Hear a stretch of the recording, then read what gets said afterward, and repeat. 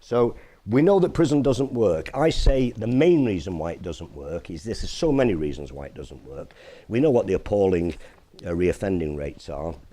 Across the board, it's around 60-odd%. It goes to around 80% for young offenders.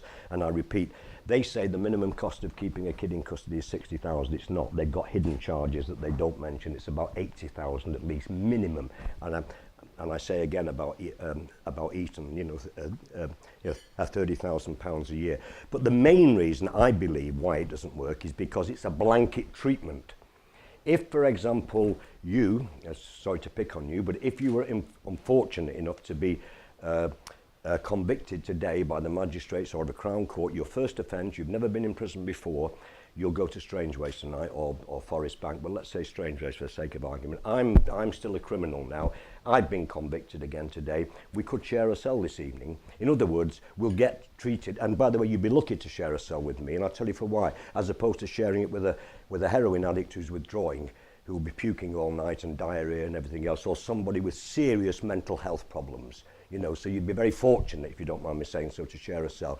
Now, you will then you'll probably go to a Cat C jail then, but the ethos of the Cat C jail is still the same as the ethos in the Cat A and B jail. And you may finish up in an open prison, which of course is open, but the ethos is still the same. The rules are roughly the same. So I equate this with, don't know how many people in this room, say that we all live in a street, okay?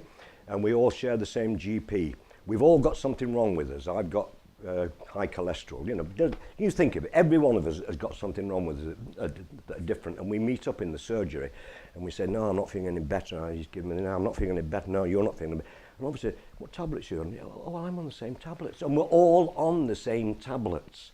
There's 85,000 people in prison, 85,000 different reasons why they're there, but by and large it's a blanket treatment, and that's why it doesn't work. But don't take my word for it. I'm just going to give you a very few bullet points from this Prison Reform Trust, Bromley Briefing's prison fact file. It comes out every year. This is June 2011, so it's very current. I'm just going to give you a couple of facts here. England and Wales has an imprisonment rate of 154 per 100,000 of the population. France has an imprisonment rate of 96 per 100,000, and Germany has a rate of 88 per 100,000. So in other words, we lock up twice as many people as Germany, for example. Approximately 70, or the papers say we're soft on crime, short sentences and everything else. Approximately 70% of the increase in demand for prison places between 1995 and 2005 is estimated to have arisen owing to changes in custody and rate and sentence length. We lock up more people for longer than anywhere else in Europe. We are not soft on crime. In 2009, 55,000 people were remanded in custody to await trial. 40% of those people didn't go on to receive a custodial sentence. What are they doing in prison when they're not going to get a custodial sentence?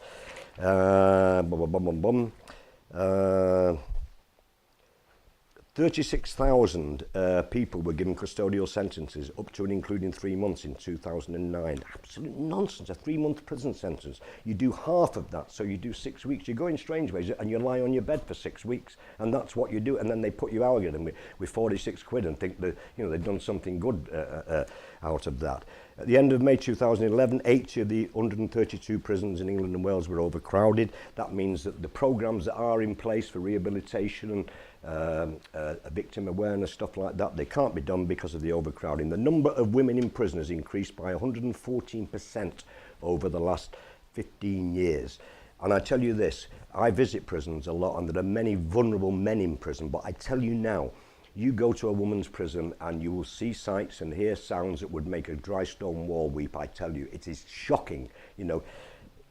Women form around 6% of the prison population, but they make up for over 50% of all incidents of self-harm. 6% of the prison population. You go to Style, you go to Holloway, you will see women, scars, women who've set fire to their hair, women who are damaged. The last place they need to be is prison. Between 2003 and 4 and 2008 and 9, expenditure increased, prison expenditure in real terms, from 2.52 billion to nearly 4 billion pound a year. So this stupid failed system costing more and more money. Snapshot of people in prison. 71% of children in custody have been involved with or in the care of social services before entering custody, 71%. And if ever a form of words was misused or stolen, it's the words in care, because, you know, they really were. I'm covering a case at the moment, that horrible story about stuff that's happened to kids born vulnerable, born in the worst of some circumstances, who then go on to get abused by the system, and the system tries to cover it up. 90% of young men and 75% of young women in prison have been excluded from school. So we can see what's happening. Kids excluded from school, and we know what's going to happen. They're going to go to jail. Why don't we stop it now? Why don't we take this kid that's been excluded from school and try and stop him or her from going to prison? Over half the women in prison report having suffered domestic violence, and 1 in 3 has experienced sexual abuse. 10% of men and 30% of women have had a previous psychiatric admission before they came into prison. A prison governor told me only a few weeks ago in Brixton that somewhere like about 80% of his clients have got significant psychiatric problems. So in other words, the closure of the secure hospitals in the 80s, when Thatcher sold it off, we're putting them in prison now.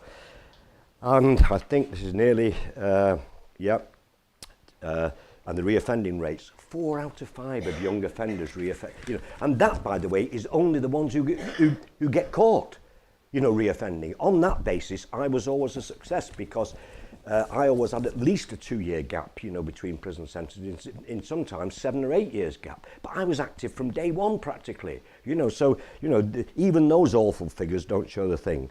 Now, don't take my word for it. Don't take the Prison Reform Trust's word for it. This is research by the Prime Minister's Strategy Unit show that a 22% increase in the prison population since '97 is estimated to have reduced crime by around 5%. That's all during a period when overall crime fell by 30%. The report states, and this is not my report, the Prison Reform, this is a government thing, there is no convincing evidence that further increases in the use of custody would significantly reduce crime. And lastly, people say, oh, well, the victims want revenge and everything else. But again, a survey by Smart Justice in partnership with Victim Support shows that almost 2/3 of victims of crime do not believe that prison works to reduce non-violent crime. So I'm going to wrap up on that by saying we've got this system here. It's massively expensive. It's clearly doesn't work.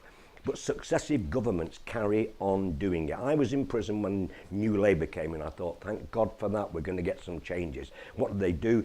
Up the prison population by nearly 20,000, introduced God knows how many. Now they're criticising Ken Clarke. They're blowing him out of the water. Yes, he made some unfortunate remarks about a situation, but overall he talked sense about about prison. The first one who's done it in my lifetime, possibly since Douglas Hurd, who was another Tory, and I'm certainly not a Tory, but so, but there you are. They're going to blow him out of the water. He'll be gone soon, and we'll go back to this spiral of locking up more people in a system. Some of you are from business. Can you imagine going to your bank manager and saying, here we've got this system where 80% of our clients are totally dissatisfied, it doesn't work, the product that we have doesn't work with them, give us some more money so we can carry on doing the same thing. It's a disgrace. Thank you very much.